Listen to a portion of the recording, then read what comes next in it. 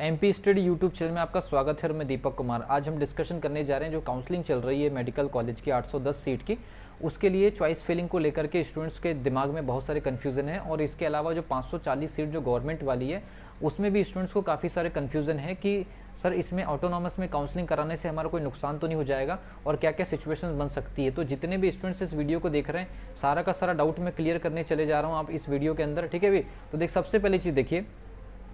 कि जो 540 सीट है उसकी काउंसलिंग जो कि आपका गवर्नमेंट है फ्री सीट है, उसकी काउंसलिंग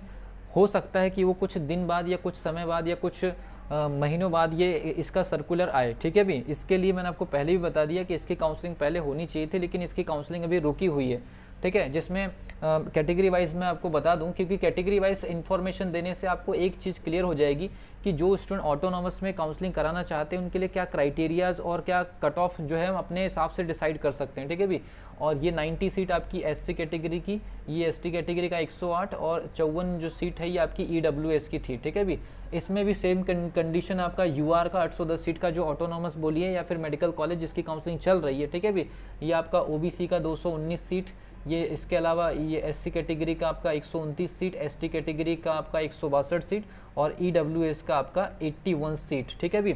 तो मेरा ऐसा मानना है, कई सारे देखिए 39,000 स्टूडेंट को एलिजिबल कर दिया गया है। इसका मतलब है कि 39,000 स्टूडेंट्स पूरे के पूरे सिलेक्ट तो होंगे नहीं, सिलेक्ट तो कोई 810 ही स्टूडेंट होंगे। अब देखिए इसमें एक जो रिजर्वेशन वाला जो मैटर है, रिजर्वेशन वाले मैटर को समझते हैं। देखिए क्या क्या होगा, ये जो टॉप जो 540 जो स्टूडेंट है उसमें से ऐसे कौन से स्टूडेंट है जिनको ऑटोनॉमस में काउंसलिंग करानी चाहिए या नहीं करानी चाहिए। पहली चीज़ तो मैं आपको बता दूं, जिस भी स्टूडेंट की इस पर्टिकुलर कैटेगरी में इतनी रैंक है, जिस भी स्टूडेंट की इस पर्टिकुलर कैटेगरी में इतनी रैंक है, ठीक है भाई, वो स्टूडेंट ये मान के चलिए कि अगर ये बाद में अगर ये काउंसलिंग होती है और आप नहीं चाहते कि आप ऑटोनॉमस कॉलेज ज्वाइन करें। बहुत सारे स्टूडेंट्स का क्वेश्चन ये कि सर ऑटोनॉमस कॉलेजेस में क्या सीधे गवर्नमेंट जॉब लग जाती है, तो इस पर भी मैं आपको बताऊंगा वीडियो के लास्ट में। तो देखिए सबसे पहली चीज़ यहाँ पर क्या होता है, जब गवर्नमेंट का जब प्रोसेस होगा तो मैं आपको कुछ चीज़ें बता दे रहा हूँ कहाँ तक हमको रिस्क लेनी है। अगर मान लीजिए कोई स्टूडेंट ऑटोनॉमस में नहीं जाना चाहता है और इसी का वेट करना चाहता है तो उसके लिए सेफ जो हमारे पास में जो स्कोर है वो कितना होना चाहिए या जो रैंक है वो कितनी होनी चाहिए, ठीक है भी। तो देखते हैं इसमें सबसे पहली चीज़,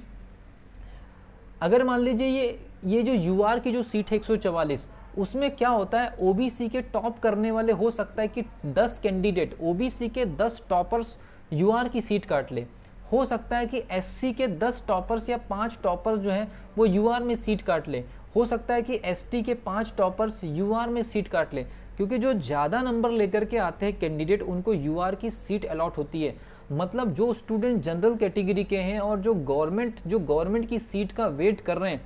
अगर उनका रैंक अगर 144 से थोड़ा कम है या 144 के आसपास है तो वो गवर्नमेंट सीट का वेट करे, क्योंकि ओबीसी के कुछ कैंडिडेट जो है वो जाकर के सीट काटेंगे तो उतनी सीट जो यहाँ से खाली होगी तो और कैंडिडेट और उसमें ओबीसी के ज्वाइन होंगे। इसका मतलब है कि लगभग 155 से 160 स्टूडेंट ओबीसी के अगर मान लीजिए आपको ऑटोनॉमस में जाना ही नहीं है और आपका रैंक 150, 160 के आसपास है और आप एक ओबीसी कैंडिडेट हैं तो आप गवर्नमेंट सीट की काउंसलिंग का वेट कर सकते हैं। अगर गवर्नमेंट की काउंसलिंग होती है तो 155, 160 तक के रैंक के स्टूडेंट का चांस बनता है। अगर आप ऑटोनॉमस में जाना ही नहीं चाहते तब की कंडीशन बता रहा हूँ, अदरवाइज आप इस चीज़ के लिए स्वतंत्र हैं। मैं अपने वीडियो के माध्यम से बता दे रहा हूँ, मैं किसी भी चीज़ को या किसी भी नॉलेज को आपके डिसीजन के ऊपर इम्पोज नहीं कर रहा हूँ, ये आपका खुद का डिसीजन है। मैं सिर्फ आपको कुछ कैलकुलेशन बता रहा हूँ कि ओबीसी के कैंडिडेट अगर ऑटोनॉमस में जाना ही नहीं चाहते और उनकी रैंक अगर 150, 160 के आसपास भी है जबकि सीट 144 है तो उनके चांसेस बनते हैं, क्योंकि यहाँ के टॉपर्स यूआर में सीट काटेंगे, इसकी वजह से यहाँ जगह खाली होगी। सेम कंडीशन अगर बनेगी एससी कैटेगरी के 90 सीट है, 5 कैंडिडेट यूआर में चले जाएंगे तो ये लगभग 95 के आसपास भी अगर एससी कैटेगरी में अगर किसी की रैंक है तो उनके चांसेस बनते हैं। मैं उनकी बात कर रहा हूँ जो ऑटोनॉमस में बिल्कुल ठान के बैठे हैं कि हम जाना ही नहीं चाहते हैं, ठीक है भी। अब उसके बाद बात करते हैं 108 सीट अगर एसटी कैटेगरी में 5 कैंडिडेट अगर हम यूआर में डाल दें तो ये लगभग 115 तक की जो 115 रैंक अगर एसटी कैटेगरी में अगर आपकी है तो आपके चांसेस बनते हैं, आप बाउंड्री कंडीशन पर है। और ईडब्ल्यूएस में से भी अगर मान लीजिए 3 से 4 कैंडिडेट अगर मान जाते हैं तो लगभग 60 स्टूडेंट, जिसका ईडब्ल्यूएस में 54 के बाद अगर 3-4 रैंक और अगर है 57-58 के आसपास भी है, तो ये जो गवर्नमेंट कॉलेजेस की सीट जब अलॉट होगी, गवर्नमेंट कॉलेजेस की जब सीट ये अलॉट होगी तो उसमें इतने रैंक तक वालों को फ़ायदा मिलता है। मतलब जितनी ओबीसी एससी एसटी की जो सीट है, जितनी सीट है और जितना रैंक है, उसमें और 5-5 रैंक ऐड करके अपना रैंक चेक करिए, मार्कशीट आपके पास में अवेलेबल है। तो ऐसे लोगों का चांस बनेगा गवर्नमेंट की काउंसलिंग में जब कभी भी ये होगी, जिनको ऑटोनॉमस में जाना ही नहीं है। फिर स्टूडेंट पूछ रहे थे कि सर ऑटोनॉमस में डायरेक्टली गवर्नमेंट जॉब लग जाती है क्या? तो मेरे पास जितनी भी इन्फॉर्मेशन मैंने कलेक्ट करने की कोशिश किया हूँ, तो अभी तक के जो अपडेट्स हैं उसमें तो जॉब अभी तक जो अपडेट है, पहले कॉलेज कम होते थे तो जॉब तो डायरेक्टली लग जाती थी। लेकिन रिसेंटली क्या हुआ है कि कुछ मेडिकल कॉलेजेस बड़े हैं जिनसे वो बैच अभी निकल नहीं पाया, तो लेटेस्ट अपडेट अभी कंप्लीट नहीं है। कुछ समझ में आ रहा है? रिसेंटली कॉलेजेस बढ़े हैं,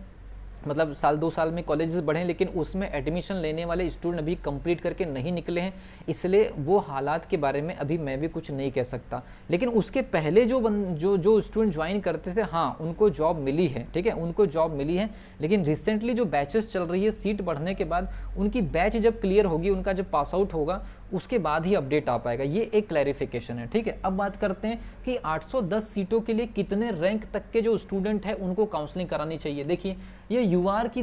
की सीट अगर 219 है, तो अगर मान लीजिए अगर अब इसमें जिसको भी ये लग रहा है कि भाई हमारा तो इधर हो नहीं सकता,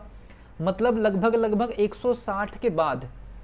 इधर के जो कैंडिडेट इधर आना नहीं चाहते, ठीक है, लगभग 160 के बाद मान के चलिए, 160 के बाद और 219, 160 के बाद और 219, लगभग ये मान के चलिए एक अप्रॉक्सीमेट, अगर मान लीजिए कि मैं ये मानूं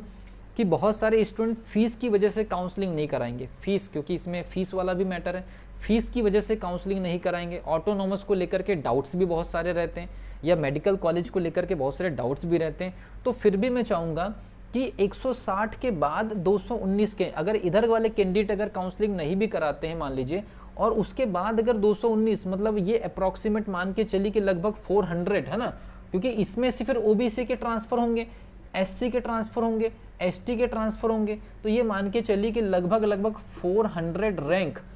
अब 400 रैंक तक के कोई स्टूडेंट अगर मान लीजिए चॉइस फिलिंग कराते हैं, तो उनके सेलेक्ट होने के चांसेस बहुत ज़्यादा है। लेकिन क्योंकि कई स्टूडेंट ऐसे होंगे जो बीच में चॉइस फिलिंग नहीं कराएंगे, मतलब समझ रहे, पैसे की वजह से कि ऑटोनॉमस में हमको नहीं जाना है, हम एक बार और प्रिपेयर करेंगे, या फिर हम अपने ही लोकल में किसी प्राइवेट कॉलेज में एडमिशन ले लेंगे उतने ही फीस में, तो ये ऐसी कई स्थिति बन सकती है। तो उस कंडीशन में मैं ये मान के चल रहा हूँ कि अगर बीच में कुछ लोग ऐसे डिसीजन ले लें कि भाई हमको इसमें नहीं करना है, हम और प्रिपरेशन करना चाहते हैं, उतना हम फीस वहन नहीं कर सकते, ठीक है भी, क्योंकि डाउट्स भी बहुत सारे हैं इसमें, तो मैं ये मान के चल रहा हूँ कि अगर मान लीजिए ओबीसी में किसी का रैंक अगर 700 से लेकर 800 तक भी है, और आपको ये लग रहा है कि मुझे किसी तरह से ऑटोनॉमस मिल जाए और आपके पास में फ़ीस वहन करने की आपके पेरेंट की कैपेबिलिटी है, तो आपके लिए मैं एक सेफ़ रैंक अगर बता दूं तो 1100 रुपये का, तो अब आप जानते हैं इन लोगों का क्या मैटर है, तो लगभग 1000 रैंक तक भी ओबीसी में मैं मान के चल रहा हूँ कि ऐसा नहीं कि आप ज़बरदस्ती का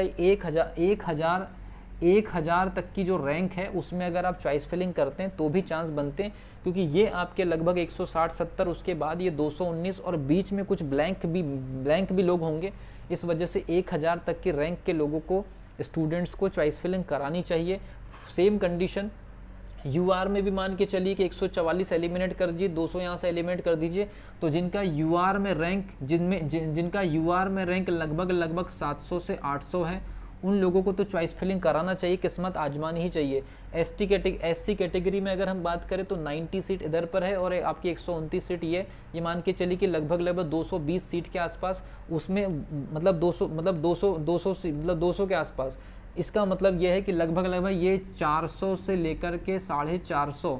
450 तक की जिनके रैंक कैटेगरी में है, SC कैटेगरी में, वो जरूर चॉइस फिलिंग कराइए, किस्मत जरूर आजमाइए अगर आप ऑटोनॉमस में जाने के लिए बिल्कुल ही एकदम तैयार है और फीस वहन करने के लिए तैयार है तो ठीक है। मतलब मैं एक अपने तरफ से सेफ कंडीशन बता रहा हूँ कि अगर इतनी नंबर तक के अगर आप चॉइस फिलिंग कराते तो होने के चांसेस बनते हैं। हो सकता है कि इसके बाद भी 10, 15, 20 रैंक में स्टूडेंट शामिल हो जाए, कई स्टूडेंट नहीं जाएंगे या फीस वगैरह का ही मैटर फंसेगा। या मान लीजिए जैसे मान लीजिए ST कैटेगरी की बात करें तो ये 108 ये और यहाँ से 162 है ना, तो लगभग ये मान के चले कि 108 के बाद मतलब 162 है ना, तो ये मान के चली कि लगभग जो सेम कंडीशन मान के चलते हैं लगभग 400, मैं दुगना मान रहा हूँ, जितनी सीट खाली बचेगी उसके दुगना, क्योंकि बीच में हम ये मान के चल रहे कि कुछ ब्लैंक स्पेस भी होगा। और ये मतलब अगर जो EWS वाला जो सेक्शन है तो EWS वाले जो कैंडिडेट हैं यहाँ पर आपका 54 को छोड़ करके 81 मतलब उसके बाद के लगभग 150 और उसके आगे और 150 अगर हम ऐड कर ले तो 300 तक के जो स्टूडेंट है इतने रैंक तक के, मतलब किसी की 700 से 800 के बीच में अगर रैंक है तो चॉइस फिलिंग जरूर कराइए UR में। किसी की अगर रैंक अगर मान लीजिए 800 900 तक है OBC में, ऑटोनॉमस जा सकते हैं, जाने के लिए बिल्कुल तैयार है, जरूर आप चॉइस फिलिंग कराइए। उसके बाद वाले जो रैंक वाले, मैं ये नहीं कहूँगा, अपनी तसल्ली के लिए आप तो चॉइस फिलिंग कर सकते हैं, वो तो ऑलरेडी 39,000 कैंडिडेट को एलिजिबल मान ही रहे, वो तो चाहते हैं कि ज़्यादा से ज़्यादा फॉर्म भरें, उसके लिए आप मतलब बिल्कुल इंडिपेंडेंट है, स्वतंत्र है। मैं अपने तरफ से कोई भी नॉलेज आपके ऊपर इम्पोज नहीं करूंगा, लेकिन मेरा एक कैलकुलेशन होगा स्टूडेंट को गाइडलाइंस देने के नाते कि अगर 1000 के आसपास तक रैंक अगर चॉइस फिलिंग कराते हैं तो चांसेस बनते हैं 400 to 450 आपका SC कैटेगरी के लिए, 400 to 500 आपका ST कैटेगरी के लिए और 300 के आसपास आपका EWS के लिए। तो ये एक नॉमिनल अप्रॉक्सीमेट कट ऑफ या रैंक मैं आपको बता रहा हूँ, रैंक है ना, कट ऑफ नहीं, रैंक बता रहा हूँ, जहाँ तक अगर आप ऑटोनॉमस के लिए चॉइस फिलिंग कराते तो आपके होने के चांसेस हैं। जितनी सीट मतलब इनको छोड़ करके जितनी सीट यहाँ अवेलेबल है उसके हिसाब से मैंने 2.5 गुना सीट को काउंट करके ये कट ऑफ जो है बताया है। अगर ऐसा मेरा अगर मानना है, अगर ऐसा हो जाए तो फिर यही कैलकुलेशन रहेगा। इसके बाद वाले भी अपनी मर्जी से करा सकते हैं चॉइस फिलिंग, लेकिन कम से कम इतने नंबर तक, इतने रैंक तक वाले तो कराइए, 1100 रुपये की रिस्क लीजिए आप, कोई प्रॉब्लम नहीं है, ठीक है भी, क्योंकि इसका काउंसलिंग का कोई अभी अपडेट नहीं है। और ये नंबर वाले जो स्टूडेंट हैं कहाँ तक आप सेफ रह सकते हैं, खासतौर पर OBC SC ST EWS वाले, जितनी सीट है उसमें अपनी 5-5 7-7 रैंक और ऐड करके अपने आप को सेफ माने। अगर आपको इधर जाना ही नहीं है तो की कंडीशन बता रहा हूँ, बार बार मैं आपको बता दे रहा हूँ ये चीज़ें, इधर आपको जाना ही नहीं है, रहना इधर ही है, तो वेट करिए काउंसलिंग का और अपनी रैंक मान लीजिए। लगभग OBC में 150 155 मैंने आपको बता दी, UR में आपको बता दे रहा हूँ, UR में लगभग वही बाउंड्री कंडीशन 144 के आसपास 140 के आसपास। जो स्टूडेंट जनरल कैटेगरी के वो अपनी रैंक मान के चलिए 140 के आसपास ही, तभी आप सेफ है, क्योंकि आपकी जो प्योर जनरल कैटेगरी की लगभग 15-20 सीट इन कैटेगरीज से टॉपर उठा करके काट लेंगे, ठीक है भी। तो ये है एक बेसिक कारण, ठीक है, समझ में आया होगा आई होप। अगली वीडियो में मिलूंगा एक और शानदार नॉलेज के साथ सभी स्टूडेंट्स को। किसी भी प्रकार का इश्यूज़ अगर हो, किसी भी प्रकार की अगर आप लोगों को कोई क्वेरीज हो तो कमेंट सेक्शन में जरूर लिखिएगा, ठीक है। मिलते हैं अगली वीडियो में, तब तक के लिए wish you all the best.